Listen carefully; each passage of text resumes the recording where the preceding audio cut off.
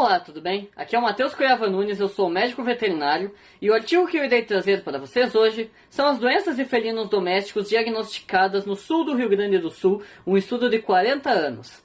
Ele foi escrito pelo H.V. Schild, R. Zamboni, T.S. Alberti, C.B. Brunner, F.R. Venâncio, M.J. Arantes, M.B. Raff, A.L. Schild e E.S.V. Salles, pelo Arquivo Brasileiro de Medicina Veterinária e Zootecnia, volume 72, de 2020. Desculpa por qualquer erro de pronúncia que eu possa estar fazendo, até porque eu não gosto muito desse esquema de revista de colocar siglazinha que acaba atrapalhando bastante saber o nome das pessoas, então qualquer coisa me perdoe. E depois de um vídeo inteiro dedicado somente aos cães e a castração deles, que foi o último vídeo que eu publiquei, nessa quarta-feira, que é dos artigos nacionais que eu falo, eu decidi trazer um artigo somente dedicado aos felinos dessa vez. E especialmente as doenças que são mais diagnosticadas na região sul do Rio Grande do Sul, que é a região onde eu moro, no Rio Grande do Sul, não no sul. E isso dali acabou sendo feito porque eu gosto bastante quando pegam um estudo de casos de determinadas regiões para saber qual que é a prevalência de determinada doença naquela região. Que daí eu acho que é muito bom para o veterinário se preparar para o que vai ver naquela região se ele acabar indo trabalhar lá. E de como que é a epidemiologia do lugar e o que as pessoas fazem para controlar isso em determinados locais. Então, bora pro artigo. E é inegável o aumento do número de felinos que existem hoje em dia na rotina das pessoas. A cada vez mais as pessoas estão escolhendo eles para serem os animais preferidos de cada uma. Até porque muitas pessoas estão hoje em dia se movendo para apartamentos, as casas ficam mais deslocadas nesses aspectos, e daí, para ter um espaço pequeno em que a pessoa ainda assim quer ter uma companhia, geralmente as pessoas optam por felinos. Por causa da sua independência, por serem mais fáceis, entre aspas, muitas, de cuidar e lidar. E com isso, o número de gatos aumentou bastante nos últimos anos. Tanto que no Brasil, estima-se que a população de gatos seja de aproximadamente 22 milhões de animais, os domésticos, sendo agora o segundo lugar mundial em número de felinos absolutos. Vendo isso, os autores desse estudo decidiram fazer justamente um estudo para identificar as principais doenças que estavam acometendo esses felinos na região do Rio Grande do Sul, que é onde eles obtiveram esse diagnóstico.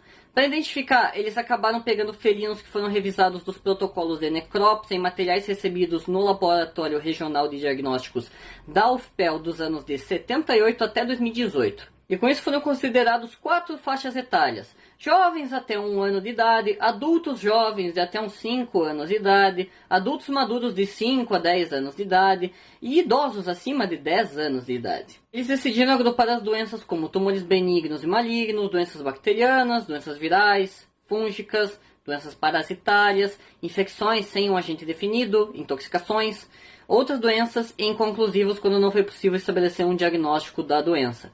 Na categoria de outras doenças, eles colocaram agrupados os distúrbios e diagnósticos morfológicos dos animais. E entre os anos de 78 até 2018, foram encaminhados 1.633 amostras para o laboratório da UFPEL. Dessas, 363, que dava 22%, foram enviados entre os anos de 78 até 99, e 1.270, 78%, foram enviados entre os anos de 2000 a 2018. Dentre os materiais, os cadáveres, eles totalizaram 683 materiais, que era 42% de todo, 667 eram de biópsias, que era 41%, e 99% eram órgãos. Também tinha 184 que consistiam em outras amostras, tipo fezes, líquidos tissulares, secreções, raspados cutâneos. Em relação também à idade dos pacientes, foi meio que tudo igual. Tipo, o que menos teve pacientes foram os felinos jovens, que eles só tiveram 6% de todos os pacientes que foram vistos. Os outros, tipo adultos jovens, maduros, idosos, era só na faixa de 23% do estudo, ou 24%, que basicamente era quase o mesmo número, de 390 a 380.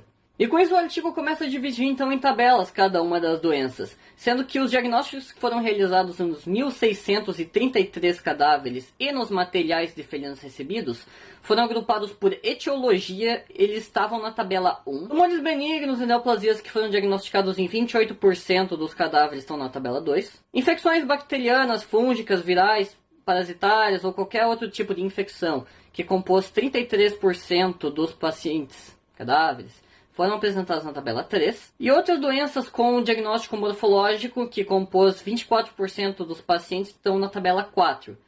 Também teve 223 casos, que foi uns 13%, que o diagnóstico foi inconclusivo também das doenças. E claro, o principal destaque desse estudo ali foi o aumento de 400% de diagnósticos em diferença de 2 décadas. E o estudo ele ressalta esse aumento gigantesco do número de diagnósticos, principalmente a partir dos anos 2000, além do fato dos felinos estarem mais presentes na rotina das pessoas em geral, pelo fato do diagnóstico de diferencial laboratorial estar sendo cada vez mais requisitado e mais importante na rotina. E as neoplasias tegumentares tiveram um destaque especial nesse artigo, porque eles foram os que tiveram o maior índice de prevalência, sendo o carcinoma de células escamosas o mais prevalente no estudo. E esse tipo de neoplasia muito é associado aos animais que têm uma alta exposição solar, especialmente aqueles com uma pelagem muito clara. É como se eu fosse tomar um banho de sol sem a devida proteção por muito tempo. Além de ter a pele primeiramente queimada que nem um camarão, eu iria acabar tendo um tumor de pele com o passar do tempo. Esse tipo de radiação solar que tem é especialmente devido à nossa localização geográfica, realizada entre a linha do Equador e o Trópico de Capricórnio. Que uma coisa que o artigo fala que eu não sabia é que essa região ela tem uma incidência de radiação solar que ela varia de média e alta durante o ano inteiro. Nunca tem uma radiação solar baixa, como tem em algumas regiões do mundo. Então isso é uma coisa que eu acho interessante, que é característico da nossa região. Pelo bem ou pelo mal. E esse é o tipo de neoplasia que ele é associado muito às extremidades do rosto do animal. Então, muitas vezes o animal ele tem na ponta do nariz, na ponta das orelhas, na boca. E o tratamento dela é realizado através de remoção cirúrgica, se possível, do animal. E o tratamento também que pode ser realizado com base na quimioterapia. Que daí ela é com carboplatina ou doxorubicina misturado com bleomicina no tratamento do protocolo quimioterápico. Além disso, também tem o tratamento da eletroquimioterapia, que vem crescendo cada vez mais no país, que é muito usada para os tratamentos de carcinoma. E em seguida também ficou os tumores mamários, que eles representaram o segundo mais frequente nesses animais, que ele esteve presente em 17% de todos os tumores diagnosticados. Sendo que 88% deles eles eram malignos, que ele é uma característica deles normalmente, que eles têm esse comportamento bem agressivo. Com relação às doenças fúngicas, a que teve mais prevalência foi justamente aquela lá que todo mundo já teve um caso onde chegou na internação, não leu o que estava escrito direito no animal, viu ele pedindo carinho, aquele gatinho fofinho, aquele gatinho filhote que estava tão carinhoso pedindo, e você vai lá, dá uma carícia no gato, daí vai ver o que ele tem. Adivinha? Tá com suspeita de esporotricose. Mexer com luvas que você não viu. Quem nunca passou por isso? Sou eu. E ela teve uma apresentação de 4,35% dos pacientes que estavam nesse estudo, que acaba junto com alguns outros estudos tendo o mesmo número de frequência, mais ou menos, independente da região. E é uma doença que está cada vez mais frequente no mundo inteiro, inclusive, não só no Brasil. E até alguns estudos eles falam que conforme esse crescimento está aparecendo tanto, ela começa a ser muito mais importante na saúde pública, porque ela vem aumentando bastante no número de felinos. Portanto, pode ser até um perigo futuro para, talvez, uma possível epidemia.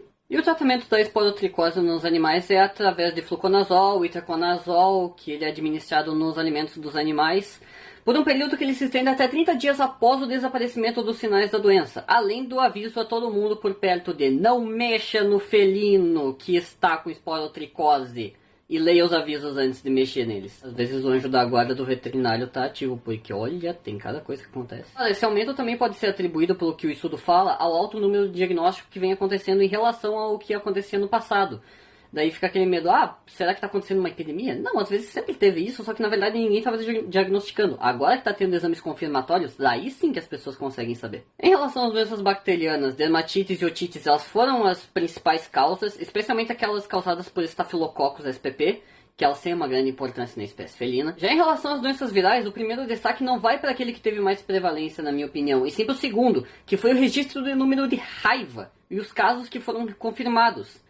Também, isso foi em virtude que foram 18 casos que foram confirmados, porém 17 desses casos eles foram até 1988, onde a raiva ela não estava erradicada ainda na região sul do Rio Grande do Sul. E isso veio a mudar em 87, com a vacina que chegou para raiva, para cães e para gatos, que começou a ser distribuída, e depois disso só teve mais um registro de caso de raiva, que foi no ano de 2014. E a causa disso dali foi através de um morcego selvagem. Desde 2008 estava acontecendo um foco ou outro na região, só que era em decorrência dos morcegos que eles não estavam conseguindo controlar. E falando na vacina, que não vai transformar ninguém em jacaré e não vai fazer mal a ninguém, como algumas pessoas estão mencionando atualmente, vamos engatar inclusive falando do coronavírus. Mas o que o coronavírus tem a ver com esse estudo, você me pergunta? Aí eu falo, não estou falando do coronavírus humano. Se você acha que o coronavírus humano é ruim, é porque você não conhece o coronavírus felino. Sim, a PIF, que é o coronavírus felino, foi o que teve o maior número de casos de doenças virais nos felinos registrados. Nesse estudo, a peritonite infecciosa felina, ou a PIF, ela teve 7,2% de prevalência nos felinos, e a FeLV, que também muitas vezes está associada, teve 2,7% de prevalência nos animais. E a PIF ela é caracterizada por duas formas nos animais, sendo que tem a forma que ela é efusiva, que ela é caracterizada por uma série de efusões pleurais ou abdominais que acabam ocorrendo, e a forma não efusiva, que ela acaba acontecendo com o desenvolvimento de lesões piogranulomatosas em órgãos vascularizados. E os sinais clínicos vão depender muito da região que ele é afetado de cada um dos órgãos.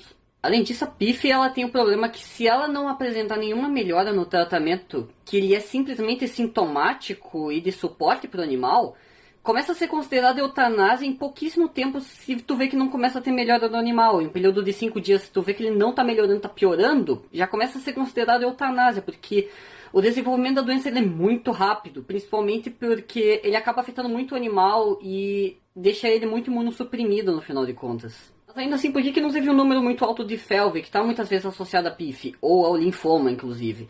É porque eles falam no artigo que uma das coisas que mais interferiu foi porque não pôde ter confirmação sorológica, que é o diagnóstico confirmatório disso dali, e que é um exame muito caro muitas vezes e que as pessoas optaram por não realizar, então acabava não tendo essa confirmação.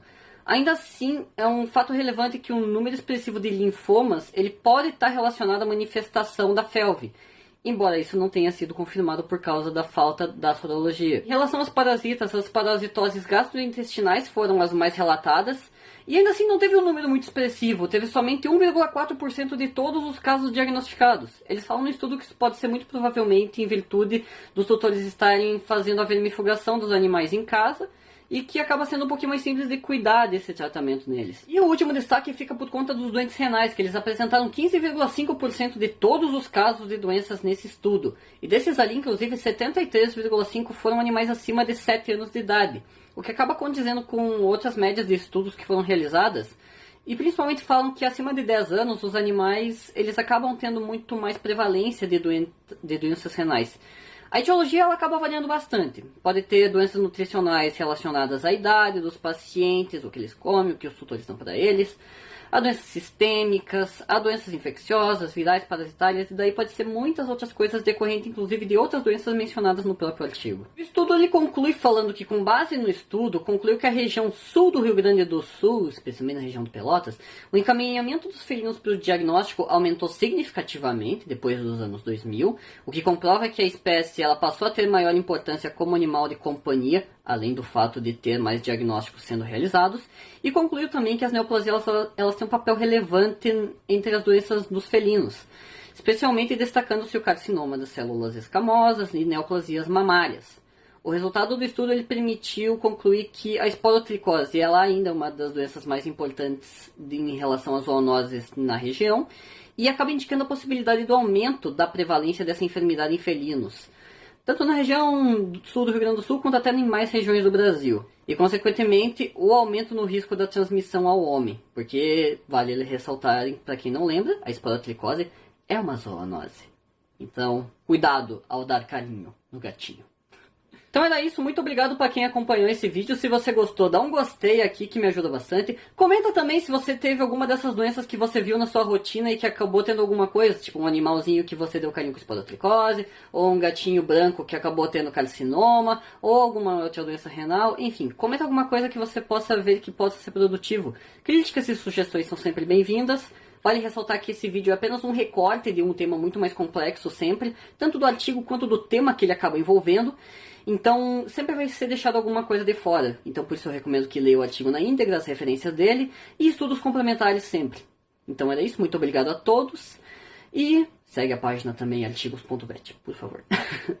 Até o próximo artigo e tchau!